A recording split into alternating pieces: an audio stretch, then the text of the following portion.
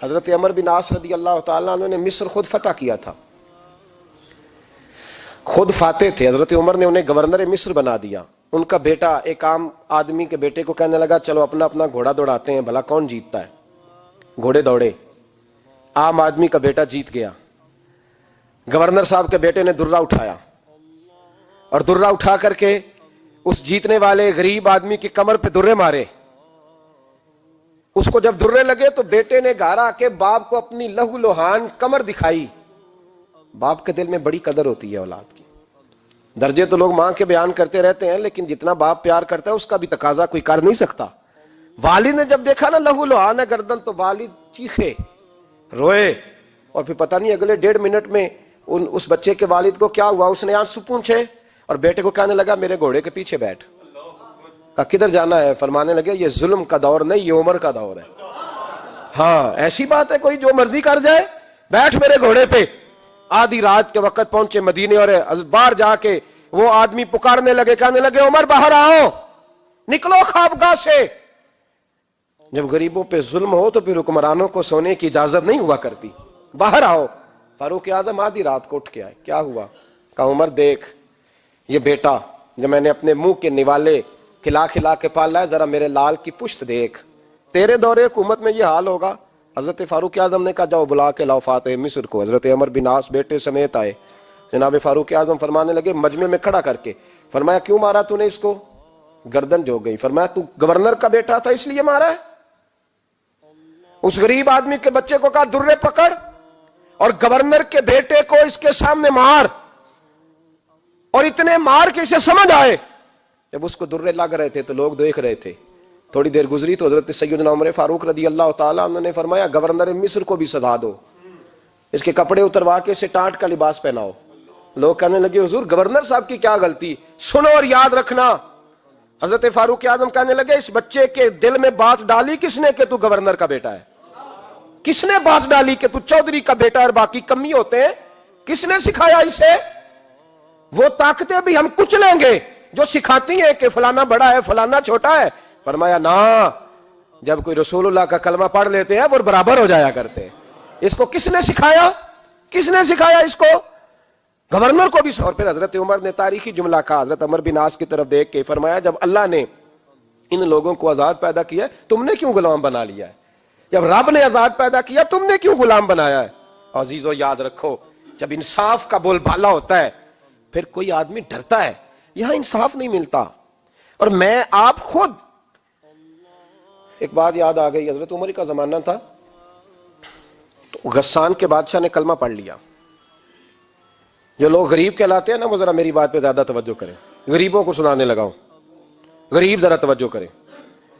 غسان کے بادشاہ نے اسلام قبول کر لیا اور اسلام قبول کرتے ہی وہ آئے حج کرنے. حج کے بعد فارغ ہوئے تو ایک نفلی طواف کر رہا تھا غسان کا بادشاہ شاہ غسان.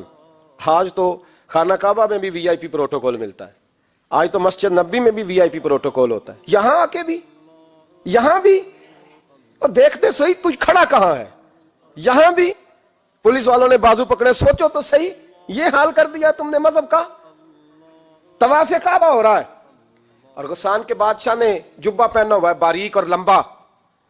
وہ طواف کعبہ کر رہا تھا تو ایک غریب آدمی کا پیر اس کے جبے پہ آ گیا.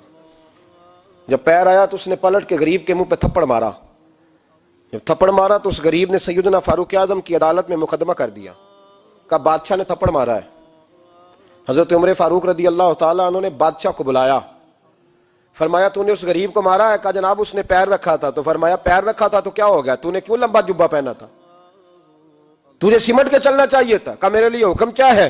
حضرت عمر کہنے لگے یہاں اسے رات میں راضی کر لے، ورنہ صبح اسی جگہ اسی کونے میں خانہ کعبہ کے سائے میں وہ غریب تیرے منہ پہ تھپڑ مارے گا اور تجھے تھپڑ کھانا پڑے گا. غریبوں سنو سنو، ساری رات وہ غسان کا بادشاہ غریب کی منت کرتا رہا تو راضی ہو جا. غریبوں تم سے شکوہ ہے، تم 2-4 لاکھ پہ راضی ہو جاتے ہو. غریبوں تم سے شکوہ ہے، تم انصاف ہونے نہیں دیتے.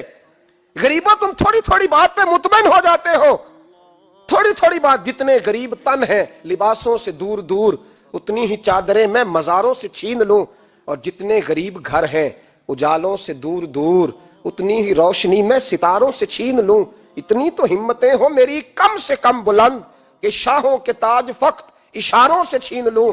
تمہاری زیادتی ہے, تم نے ظلم پروان چڑھایا ہے. جب تم چودھری کے کہنے پر, ایم این اے کے کہنے پہ راضی ہو جاتے ہو, تم انصاف ہونے نہیں دیتے. ڈٹنا سیکھو, کھڑے ہونا سیکھو. جب اسے کہا نا راضی ہو جا, تو وہ غریب کہنے لگا میں راضی ہو جاؤں اور کل تو کسی اور کو بھی تھپڑ مارے. فرمایا جتنی تیرے پاس دولت ہے لا کے قدموں میں رکھ. ہم دولتوں کی پرواہ اس لیے نہیں کرتے کہ ہم نے محمد عربی کا چہرہ دیکھا ہوا ہے. اب میری نگاہوں میں جچتا نہیں کوئی, اس لیے کہ جیسے میرے محبوب ہیں ویسا نہیں. تم اثر لینا چھوڑ دو, تم اثر بڑا لیتے ہو. ہاں تمہارے اوپر چیزیں اثر انداز ہوتی ہیں, اس لیے انصاف نہیں ہوتا. ڈٹنا سیکھو, کھڑے ہونا سیکھو. جو بھائی ڈٹ جاتا ہے نا وہ بڑے کمال کر جایا کرتا ہے. ساری رات مناتا رہا. حضرت عمر سے کہنے لگا وہ نہیں مانتا, تو جناب عمر کہنے لگا پھر تیاری کر لے. ہم بادشاہ نہیں دیکھیں گے, دولت نہیں دیکھیں گے, ہم رسول اللہ کا دین دیکھیں گے, ہم نبی پاک کا نظام دیکھیں گے. وہ بادشاہ رات کو دوڑ گیا, بھاگ گیا, جا کے عیسائی ہو گیا. لوگوں نے کہا اتنا قیمتی آدمی عمر نے ضائع کر دیا. فرمایا چپ کرو, میں نے کوئی چیز ضائع نہیں کی, میں نے تو اپنے رسول کا دین بچا لیا ہے. کوئی شے ضائع نہیں ہوئی. عدل جب تک, میں پھر کہوں گا, اس عدل کے نقصان میں ہر آدمی برابر کا شریک ہے. ہم عدل ہونے نہیں دیتے, ہم عدل قائم نہیں کرتے. ہمارا تقاضا ہی نہیں کہ عدل ہو, ہم اپنے آپ کو عدل کے لیے پیش ہی نہیں کرتے, مزاج ہی نہیں.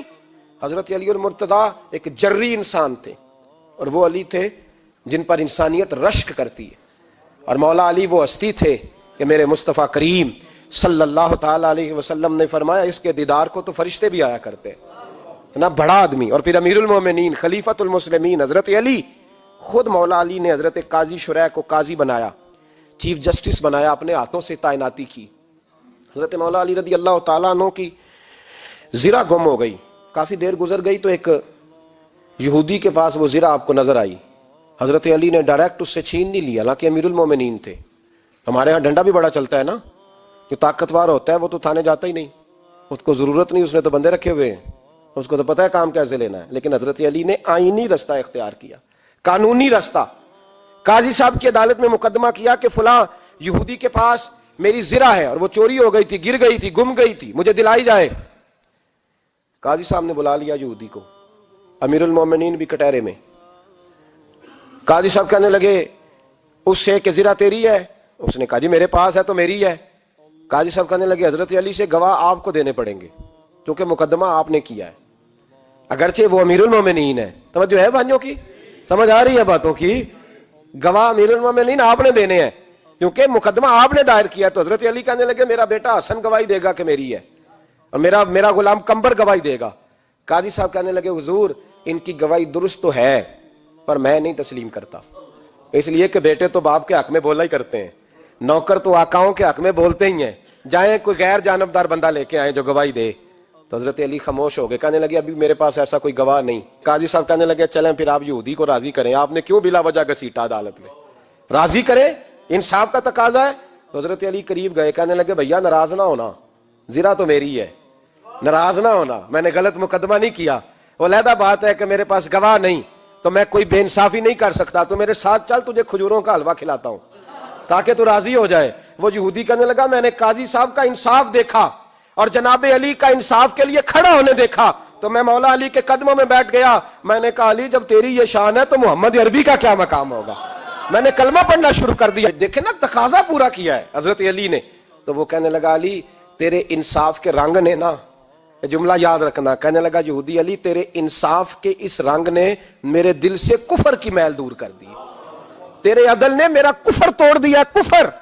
لیکن شرط دیکھیں نا, غریب آدمی ابو ایوب انصاری, ماڑے بندے, اب تو پیر اور مولوی بھی گنجائش نہیں نہ دیتا کسی کو بولنے کی. تو سیاست دان تو اللہ ہی کی پناہ, وہ تو پتہ نہیں کس طرح سوتے ہیں رات کو, اللہ ہی جانتا ہے. پتہ نہیں کس طرح اپنے آپ کو مطمئن کر کے وہ زندگیاں گزار رہے ہیں, خدا ہی بہتر جانتا ہے. حضرت عمر فاروق جیسا دلیر اور جرری آدمی جمعہ پڑھانے مسجد میں داخل ہوئے تو جناب ابو ایوب انصاری دروازے پہ کھڑے ہو گئے, کہنے لگے عمر تیرے نوکر نہیں, ٹائم پہ آیا کر, بڑی دیر سے کھڑے ہیں. کیوں دیر سے آیا ہے؟ بڑے جلالی تھے نا حضرت عمر, لیکن وہ جلالی اس وقت تھے جب کوئی ظلم کرتا تھا, اور ذات کے لیے جلالی نہیں تھے. کب وقت پہ آیا کر, کو ملازم نہیں تیرے. تو سیدنا فاروق اعظم منبر پہ چڑھے اور فرمانے لگے اللہ ابو ایوب انصاری کا بھلا کرے، جب تک اس طرح کے لوگ موجود ہیں کوئی بادشاہ بگڑے گا نہیں، اللہ اس کا بھلا کرے، اس نے میری توجہ صحیح۔ اور پھر عمر رو پڑے، رو کے فرمانے لگے مسلمانوں معاف کر دو، غلطی کوئی نہیں، میرے پاس کرتا ایک ہی ہے، اور عبداللہ کی ماں نے وہ دھو کے خشک ہونے کو ڈال دیا تھا، غریب ہوں، کرتا دوسرا کوئی نہیں، تو وہ ذرا نا خشک ہونے میں آ کے دیکھ لو ابھی بھی گیلا ہے، مجھے معاف کر دو، میری غلطی نہیں ہے۔ صحابہ درد کے ساتھ رونے لگے اور کہنے لگے اللہ اس طرح کے حکمران ہمیشہ عطا کرتا رہے۔ میرے بھائی تو انصاف کا رنگ تو دیکھ، ان تقاضوں کو سمجھنا۔ یہاں کسی کی جرت ہے بول سکے، طاقت ہے کسی کی، لیکن انہوں نے اپنے آپ کو پیش کیا، سامنے پیش کیا اپنے آپ لوگوں کے سامنے۔ دو مال غنیمت کی چادریں بانٹ رہی ہیں، سب کو ایک ایک ملی ہے۔ فاروق اعظم جمعہ پڑھانے آئے تو اسی چادر کا کرتا، اسی کی تامت، لوگ کھڑے ہو گئے، عمر بتا تو نے دو کیوں لی؟ یہ انصاف ہے، یہ عدل ہے، کیوں لی دو؟ تو حضرت عمر کہنے لگے میرا بیٹا جواب دے گا۔ عبداللہ بن عمر بولے، کہنے لگے ابا جی کے کپڑے بڑے پرانے ہو گئے تھے، میں نے اپنے حصے کی بھی اپنے ابا جی کو دے دی ہے۔ دیکھیں نا یہ انصاف میرے نبی پاک نے کیا ہے، صحابہ نے سیکھا ہے۔ میں اور آپ تیار نہیں، ہم تیار نہیں انصاف کے لیے، ہمارا مزاج نہیں انصاف کا، ہمیں خود بہت سارا آگے پیش ہو کے رنگ دکھانا پڑے گا، اس کے لیے ہماری تیاری نہیں۔ اس لیے ہم حکمرانوں کو گالی دے کے چپ کر جاتے ہیں، اس لیے ہم وکیلوں کے کہتے ہیں بکتے بڑا ہیں، جج بکتے، یہ باتیں کر کے ہم خاموش ہیں، ہم پیش نہیں کر پا رہے، ابھی تک ہم اپنے آپ کو کھڑا نہیں کر پا رہے کہ ہم سے مطالبہ کرو انصاف کا، کھڑا نہیں۔ حضرت سیدنا علی المرتضیٰ شیر خدا رضی اللہ تعالیٰ عنہ فرماتے ہیں بدر کے لیے جب جا رہے تھے تو سواری ایک تھی، سوار تین تھے، ایک سواری اور سوار تین۔ فرماتے ہیں نبی پاک صلی اللہ علیہ وسلم نے فرمایا تین کٹھے نہ بیٹھنا، دو بیٹھیں، سواریوں کو تکلیف ہوتی ہے، قربان جاؤں کیسا رسول دیا ہے جو جانوروں کے حقوق کا بھی خیال فرماتے ہیں صلی اللہ علیہ وسلم۔ فرمایا دو بیٹھیں۔ حضرت علی کہتے ہیں پہلے میں اور نبی پاک صلی اللہ علیہ وسلم بیٹھے، اور تیسرے ہمارے ساتھ ابو درداء رضی اللہ تعالیٰ عنہ۔ فرماتے ہیں جا رہے تھے بدر کے لیے، پہلے میں اور حضور بیٹھے، پھر نبی پاک اور ابو درداء بیٹھے۔ فرماتے ہیں پھر نمبر لگ گیا میرا اور ابو درداء کا، اور مصطفیٰ نے گھوڑے کی لگام تھامی تو حضرت ابو درداء تڑپ اٹھے، کہنے لگے علی نہ طبیعت مانتی ہے، نہ ادب مانتا ہے، نہ عشق مانتا ہے، تو اس طرح کر، میں تو چھوٹا ہوں، آپ کہیے رسول پاک سے، آپ ہر لحاظ سے بڑے ہیں، آپ عرض کیجئے کہ حضور نہ ادب مانتا ہے، نہ عشق مانتا ہے، نہ پیار مانتا ہے، نہ تقاضا ہے، مہربانی کرے آ جائیں۔ حضرت علی ہاتھ باندھ کے عرض کرنے لگے محبوبہ ٹھیک ہے باری آپ کی پیدل چلنے کی ہے، پر مہربانی کریں، ادب پیار اور محبت مجبور کر رہی ہے۔ تو حضور نے فرمایا علی چپ کر، میں عدل نہیں کروں گا تو لوگ عدل سیکھیں گے کیسے؟ اگر میں عدل نہیں کروں گا تو قوم سیکھے گی کیسے؟ مجھے عدل کرنے دے، انصاف کرنے دے۔ فرمایا چلنے دے مجھے پیدل، کچھ نہیں ہوتا، تقاضا عدل جب تک پورا نہیں ہوتا۔ آپ یقین کریں میرے اسا کہا کرتے تھے میں عدالت کو عدالت نہیں کہتا، کچہری کہتا ہوں، اس لیے کہ عدالت وہ ہوتی ہے جہاں عدل ہوتا ہے۔ یہاں تو حال یہ ہے، بتائیے وکیل کو نہیں پتا ہوتا کہ جو میرے پاس آیا یہ غلط آدمی ہے،